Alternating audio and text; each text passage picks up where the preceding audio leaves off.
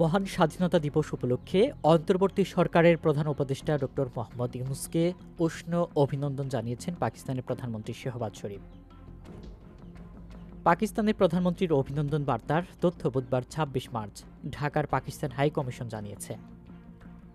পাকিস্তানের প্রধানমন্ত্রী অভিনন্দন বার্তায় দেশটির জনগণ এবং সরকারের পক্ষ থেকে দুই দেশের মধ্যে ঐতিহাসিক, সাংস্কৃতিক এবং ধর্মীয় সম্পর্কের উপর জোর দেন।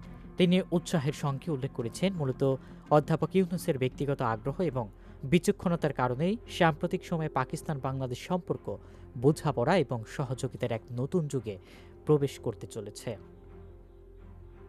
শেহবাজ শরীফ গত বছর নিউ ইয়র্ক এবং কায়রোতে প্রধান উপদেষ্টার সঙ্গে তার ফলপ্রসূ এবং সৌহার্দ্যপূর্ণ বৈঠকের কথা স্মরণ করেন, যেখানে উভয় নেতা পারস্পরিক স্বার্থের বিভিন্ন ক্ষেত্রে সহযোগিতা আর বৃদ্ধির উপায় নিয়ে আলোচনা করা হয়েছিল।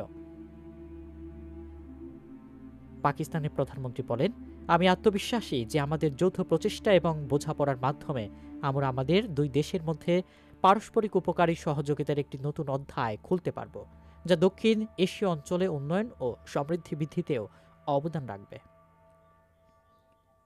বাংলাদেশ তার জাতীয় দিবস উদযাপনের সময় প্রধানমন্ত্রী বাংলাদেশের ভ্রাতৃপ্রতিম জনগণের অব্যাহত শান্তি, অগ্রগতি এবং সমৃদ্ধির জন্য আন্তরিক শুভেচ্ছা জানান। সেই সঙ্গে প্রধান উপদেষ্টা অধ্যাপক ইউনূসের সুস্বাস্থ্য কামনা করেন তিনি।